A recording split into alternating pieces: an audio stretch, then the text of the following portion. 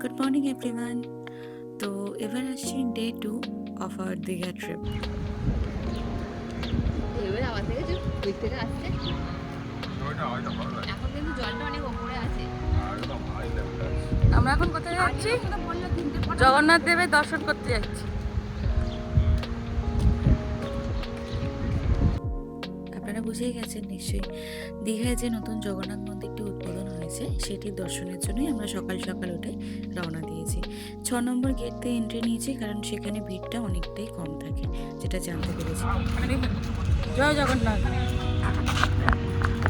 জয় জগন্নাথ, জয় জগন্নাথ, জয় জগন্নাথ।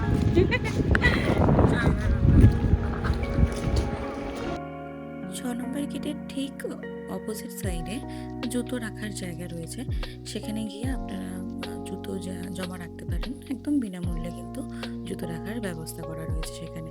তো সেখানেই আমরা জুতো জমা রেখে দিয়ে গেটের দিকে এগিয়ে যাই। আমরা যখন পৌঁছেছিলাম তখনও পর্যন্ত গেট খোলা হয়নি। এখন এই মুহূর্তে আমার এক্স্যাক্ট টাইমটা মনে পড়ছে না, কিন্তু 6টার মধ্যে চলে গিয়েছিলাম আমরা, এবং 6টা থেকে 6:30টার মধ্যে গেটটি খোলা হয়ে এসেছিল। তো এই যে আপনারা দেখতেই পাচ্ছেন গেট খোলা হয়ে গেছে। সবাইকে চেকিং করেই ঢোকানো হচ্ছে, ডেফিনেটলি আপনারা দেখতে পাচ্ছেন ওখানে। তো আসুন আমাদের সাথে সাথে আপনারাও সবাই দীঘার জগন্নাথ মন্দির দর্শন করুন।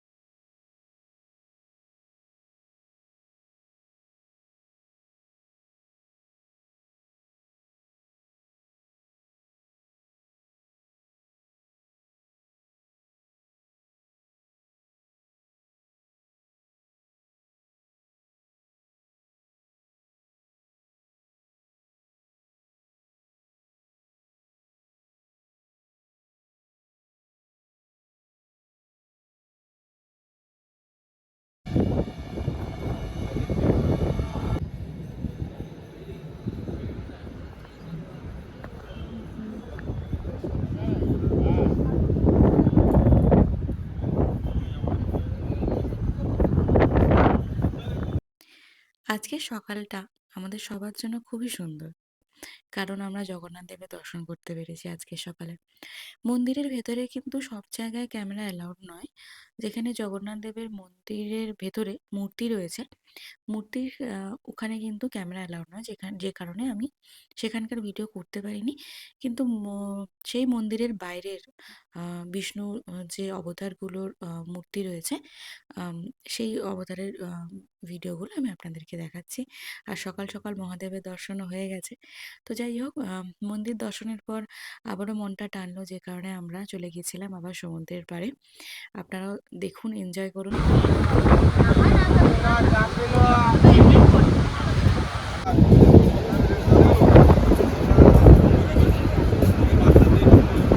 আমরা তাহলে এবার চা খাবো। বাবা আবার বিস্কিট চাইছে আগে, তারপর চা চাইছে। তো চা খাওয়ার পর আমরা ডিরেক্টলি আবার হোটেলেই ফিরে যাই, কারণ সেখানে আমাদের জন্য ওয়েট করছিল আমাদের ব্রেকফাস্ট। তো আমাদের কমপ্লিমেন্টারি ব্রেকফাস্ট ছিল, বুফে লাগানোই ছিল। আমরা সবাই পৌঁছে গেছিলাম সেখানে, এবং এক এক করে আমি দেখিয়ে দিচ্ছি ব্রেকফাস্টে কী কী আইটেমস ছিল। আপনারা নিজেরাই দেখে নিন, আমি আর নিজে কিছু বলছি না। কর্নফ্লেক্স থেকে শুরু করে পোহা অ্যান্ড টোস্ট, এগস সব কিছুই ছিল। তো দেখে নিন আপনারাও।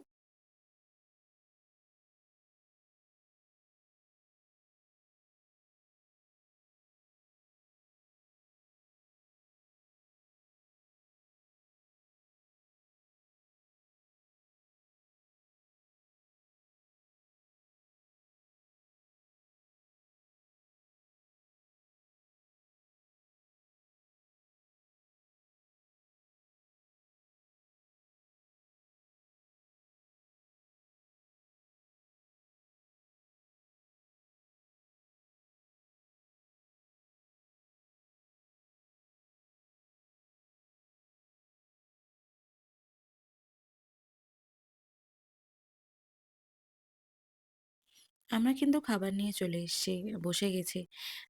কেউ নিয়েছি পুরি, আ তরকারি, কেউ নিয়েছে ইডলি, কেউ নিয়েছে সসেজ এটসেট্রা, এটসেট্রা।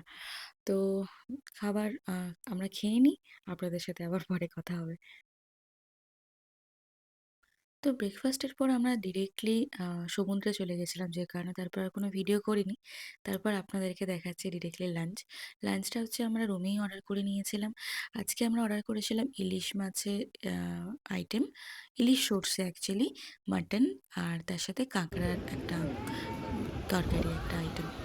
তো তারপর লাঞ্চ করে আমরা ঘুমিয়ে গিয়েছিলাম। তারপর ইভনিংয়ে আমরা আবার বেরোই সমুদ্রের পাড়ে বসার জন্য। দীঘায় তো ওই একটাই আকর্ষণ, তাই না? সমুদ্রের পাড়। তো ইভনিংয়ে আমরা আবার সমুদ্রের পাড়ে চলে যাই সমুদ্রের মনোরম হাওয়া, মনোরম দৃশ্য দেখার জন্য।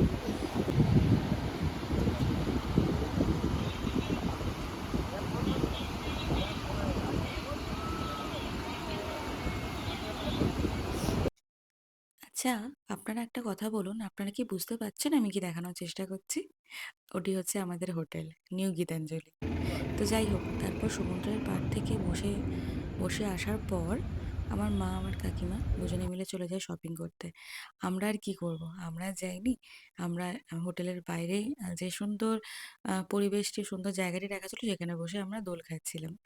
দোলনায় বসে। তো তারপর আর কি মারা ফেরার পর আ আমরা চলে যাই ডিনার করতে। আজকে আর হোটেলে ডিনার করিনি। হোটেলের বাইরেই দীঘা সমুদ্রের পাড়ে অনেক রকমের হোটেল থাকে। তো আজকে শিবানী হোটেলে আমরা ডিনার করেছি। ডিনার করার পর আজকেও আমরা চলে যাই আবার হোটেলের রুফটপে, যেখানে বসে আবারও সমুদ্রের হাওয়া, সমুদ্রের আওয়াজ সেটি উপভোগ করি।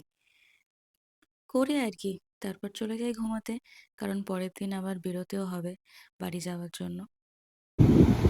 পরের দিন সকালে আবার কিন্তু আমরা সমুদ্র দর্শনে চলে যাই। কারণ যতই হোক মন যেন কিছুতেই মানতে চায় না সমুদ্রকে ছেড়ে চলে যেতে। তাই যাওয়ার আগে আরো একবার মনে হলো যাই সমুদ্রটা দেখে আসি। আর বলে আসি আবারও যেন আসতে পারি। তো যাই হোক, আরো কয়েকটা ইম্পোর্টেন্ট কথা আপনাদের সাথে শেয়ার করার আছে। এই যে ফ্রিজটা, আমরা তো দুটো রুম নিয়েছিলাম, 103 আর 118। দুটো রুমেরই ফ্রিজ চলছিল না। এবার বলার পর অনেক কষ্ট করে ওরা হচ্ছে গিয়ে কালকে একটা ফ্রিজ আমাদের দিয়ে গেল একটা রুমে চেঞ্জ করে, যেটাও মোটামুটি লাইট ব্লিঙ্ক করছে ভেতরে, সেটাও ঠিক মতো ভালোভাবে ঠান্ডা হচ্ছে না। তো ওদেরকে বলার পর ওদের সেরকম কোনো রেসপন্স নেই ম্যানেজমেন্টের। এই জিনিসটা খুবই বাজে লাগলো আমার। এতদিন ধরে হোটেল সম্পর্কে তো সবই ভালোই বললাম, অবশ্যই হোটেল ভালো, মানে গীতাঞ্জলি, নিউ গীতাঞ্জলি হোটেল তো ভালোই, সমুদ্রের সামনে রয়েছে, সব রয়েছে। এবার হোটেলের খারাপ জিনিসও থাকে। তো যেটা একটু আগে বললাম, ফ্রিজ কিন্তু একদমই খারাপ ছিল দুটো রুমেরই আমাদের। আর বলার পরেও ওরা চেয়েও যে চেঞ্জ করার জন্য কোনো একটা তড়িঘড়ি ব্যাপার করবে সেটাও না, ওই ধীরে সুস্থে আর কি চেঞ্জ করলো। তো তারপর হচ্ছে গিয়ে আমাদের তাম্রলিপ্ত এক্সপ্রেস, যেটা আপনারা সবাই জানেন এখন কত দেরি করে যাচ্ছে, মানে হাওড়া থেকেই দেরি করে যাচ্ছে, আবার দীঘা থেকেও যখন রিটার্ন করছে অনেক দেরি করে। তো আমাদের ট্রেন লেট ছিল আজকে, 10টা 35-এ ছাড়ার কথা, সেটা 1:45 নাগাদ ছাড়বে, যেটা আমার কাছে মেসেজ এলো। সেই জন্য আমি বললাম যে দুটো রুম নিয়েছিলাম, একটা রুম একটু এক্সটেন্ড করবো 12টা পর্যন্ত। তো ওদের 9:30টায় চেক আউট, যেটা বললো 9:30 থেকে 10টার মধ্যে। তো সেটা চেক আউটটা 12টা পর্যন্ত আমরা এক্সটেন্ড করবো, 12টা চেক আউট করবো বললাম। সেটার জন্য বলছে যে হাফ ডের ভাড়া দিতে হবে, নাম্বার 1। আর তাও বলার পর মানে ভাড়াটা হয়তো ওরা যেটা বললো 1,500 টাকা এক্সট্রা দিতে হবে ওখানে। 2 ঘন্টা শুধুমাত্র আমরা এক্সটেন্ড করবো, সেই জন্য। কালকে যে লোকটির সাথে কথা বলছিলাম সে প্রথমে 2,000 বললো, এখানে বার্গেনিং চলতে যায় না কেন, 2,000 বললো, তারপর বলার পর 1,500 করলো। আজকে লোকটিকে যাদেরকে বললাম তারা প্রথমেই 1,500 বললো। কী চলছে বোঝা যাচ্ছে না। যাই হোক, কিন্তু ওদের অ্যাটিটিউড, ওদের বিহেভিয়ার, মানে রিসেপশনে যারা রয়েছে একদমই ভালো লাগেনি। ঠিক আছে, হতেই পারে, টাকাটা নিয়ে বড় কথা না, টাকা আমি দিয়েই দেবো, কিন্তু ব্যবহারটা একটা বড় জিনিস। কিছু কিছু হোটেল, আমি তো অনেক হোটেলেই থেকেছি, আপনারা জানেন, আমি তাজের প্রপার্টিতেও থেকেছি, সব জায়গায় তাজেও থেকেছি। তো ব্যবহার একটা জিনিস যেটার জন্য মনে হয় যে বারবার আমি আসি। আপনারা দেখেছেন আমি ক্রাউনে অনেকবার ভিজিট করি, কারণ আমার ওখানকার লোকেদের ব্যবহার খুব ভালো লাগে, রিসেপশনিস্টের ব্যবহার, সব স্টাফদের ব্যবহার। কিন্তু এদের ব্যবহার আমার একদম ভালো লাগে না। আপনি যদি আমাকে বলেন যে সেকেন্ড টাইমে হোটেলে আসতে, প্রপার্টি যে হ্যাভক কিছু ভালো তা নয়, শুধুমাত্র একটাই বেনিফিট যে সমুদ্রের সামনে। ব্যবহার খারাপ, প্রপার্টির জিনিস, অর্ধেক জিনিস ড্যামেজড। তো টাকা দিচ্ছেন, আপনি ড্যামেজ জিনিস পাবেন। আর হ্যাঁ, খাবার দাবারটা ভালো, খাবার দাবারটা খারাপ না। ডেফিনেটলি এটা বলেছি, খাবার দাবার ভালো, কিন্তু ব্যবহার একদম ভালো না। তো সেকেন্ড টাইম আমি কিন্তু গীতাঞ্জলিতে আসছি না, আমি অন্য অন্য হোটেলে প্রেফার করবো যাওয়া। এই যে বিল পেমেন্ট হয়ে গেছে। এবারে আর কি জানেনই তো আমাদের ট্রেন প্রচুর লেট। তো কি করব, বসে থাকতে, থাকতে দেখছিলাম আরো অন্যান্য লোকজন সবাই চেক ইন করছিল, কেউ বা চেক আউট করছিল। আমরা কিন্তু আমাদের লাগেজ নিয়ে রিসেপশনের লবিতে এসে বসে আছি। এই যে দেখতে পাচ্ছেন, একগুচ্ছ লাগেজ নিয়ে আমরা বসে আছি। তারপর বসে, বসে ভাবলাম বসে থেকে কী বা করব? যাই একটু বাইরে বেরিয়ে চা খেয়ে আসি। সত্যি সেই সময় প্রচণ্ড গরম ছিল। অ্যাকচুয়ালি এটা গরমকালের যে টাইমে আমরা গেছিলাম, জুন জুলাই মাসে। তো গরম কিন্তু ভালোই ছিল সেই টাইমে। তো যাই হোক, আমরা এসি থেকে বেরিয়ে যাই এবং আমরা প্রেফার করলাম প্রাকৃতিক হাওয়া, সমুদ্রের যে হাওয়াটা আসে সেটি উপভোগ করতে, করতে চা খাওয়ার। তো যাই, চা খাওয়া হয়ে গেছে। এবার তারপর আমরা হোটেলের দিকে রওনা দিই। কারণ এবার আমাদের আস্তে, আস্তে বেরোতে হবে স্টেশনের দিকে। তো আমরা অটো ডেকেছিলাম এখান থেকে, রিজার্ভ করেছিলাম অ্যাকচুয়ালি যাওয়ার জন্য স্টেশনে। আমাদের অটো চলে এসছে। এবার আমরা স্টেশনের দিকে এগোচ্ছি। এই যে দেখতে পাচ্ছেন দীঘা স্টেশনে পৌঁছে গেছি। অ্যাজ ইউজুয়াল অনেক লোক বসে আছেন। তাদের হয়তো কারো ট্রেন লেট আছে বা কোনো কারণে লেট হয়ে গেছে বা ডিলে হয়ে গেছে, সবাই বসে আছে। দেখতেই পাচ্ছেন। আমার খুব সম্ভবত মনে হয় সবাই আমাদের মতোই সেমভাবে ভুগছেন ট্রেন লেটের। অনেকে তো আবার পৌঁছে যাওয়ার পর আমরা জিজ্ঞেস করলাম বা কথা হয়ে বুঝলাম, অনেকে তো বুঝতেও পারেননি যে ট্রেন লেট হয়েছে, বা তারা কোনোভাবে চেক করেনি অ্যাপসগুলোতে, বা তাদের কাছে কোনোভাবে নোটিফিকেশন আসেনি মেসেজে যে ট্রেন লেট। যে কারণে তারা সেই সকাল থেকে বসে আছে।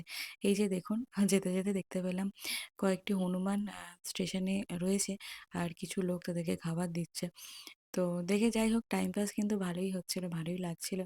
আর এটা দেখেও ভালো লাগলো, আজকাল এখনকার দিনে লোকজন যখন হনুমান বা এসব জন্তু জানোয়ার আসলে তাড়া করে, সেই জায়গায় তারা কিন্তু তাদেরকে খাবার দিচ্ছিল। ওই যে দেখতে পাচ্ছেন কি আরো কয়েকজন কিছু একটা ভাবছে, কিছু একটা করার চেষ্টা করছে। ওই যে বসে আছে ওখানে।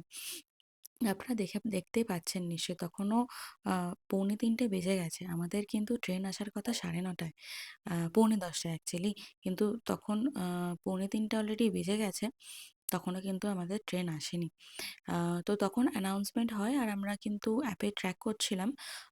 দেখলাম যে ট্রেন আসছে। মানে দীঘার প্ল্যাটফর্মে ঢুকছে। তাই জন্য আমরা আমাদের বগির দিকে এগিয়ে যাই। কারণ দেখতেই পাচ্ছেন, একদম স্টেশনের লাস্টে চলে যেতে হয়েছে আমাদের আমাদের বগি নেওয়ার জন্য। তো যাই হোক, অনেক মনে আশা নিয়ে এগিয়ে যাই। সেখানেও এগিয়ে যাওয়ার পর আমাদের ওখানেও গিয়ে আরও মোটামুটি ১৫ মিনিটের মতো ওয়েট করতে হয়েছে। তারপর কিন্তু ট্রেন এসছে। তো দাঁড়িয়ে থেকে, থেকে আর কি করব, ট্রেনের চারিদিকে প্ল্যাটফর্মের চারিদিকটার ভিডিও করে নিচ্ছিলাম আরকি। আর সত্যি কথা বলতে একটু অ্যালকালাইন ওয়াটারও নিয়েছিলাম। তো সেটা আল্টিমেটলি এই দৌড়াদৌড়িতে এদিক সেদিক করতে, করতে খাওয়া হয়নি। তো যাই হোক, রেখে দিলাম, পরে সেটা খাওয়া যাবে। ফাইনালি মানে হর্ন শুনতে পেলাম, ট্রেনের হর্ন শুনতে পেলাম।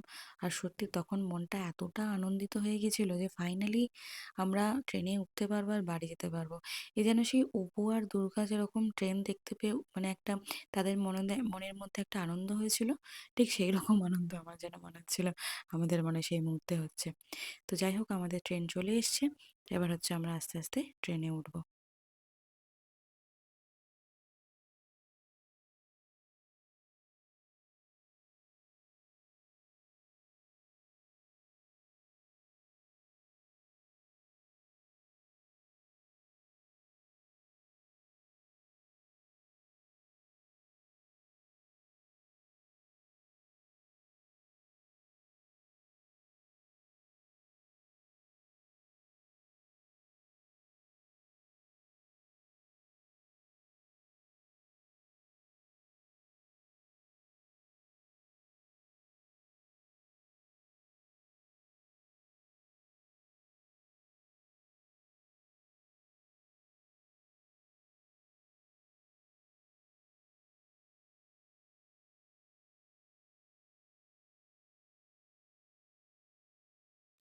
তো আমরা যেহেতু এসি চেয়ার কার করেছিলাম 77, 78 অ্যান্ড তার পাশের ৩ টে সিট আমাদের ছিল।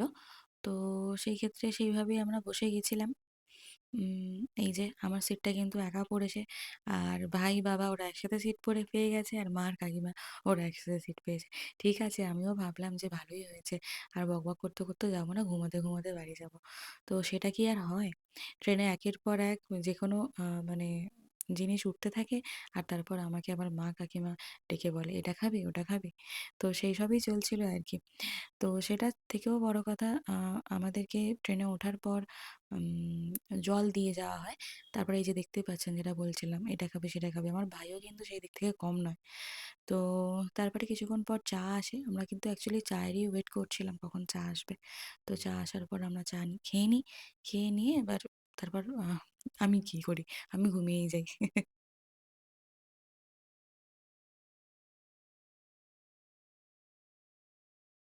খাওয়া-দাওয়া কিন্তু সেখানেই শেষ হয়নি। তারপরে কিন্তু আবার আমরা ঝালমুড়ি অর্ডার করে নিই এবং ঝালমুড়ি খেয়ে নিই। তারপর আর কি বাড়ির দিকে রওনা দিয়ে দিই। এই যে আপনারা দেখতেই পাচ্ছেন, আমি পৌঁছে গেছি আমরা। আ তখন কিন্তু কলকাতায় বৃষ্টি হচ্ছিল। তো আমি ক্যাবে উঠে যাই। মা-বাবা ওরা বাড়ি চলে যায়। আমার বাড়ি হাওড়ার ও সাইডে। তো মা-বাবা আর ভাই ওরা সবাই চলে যায় বাড়ির দিকে। আমি চলে যাই কলকাতার দিকে বৃষ্টি ভেজা রাতে। তো আজকের জন্য এইটুকুই। দেখা হচ্ছে নেক্সট ভ্লগে। Thank you.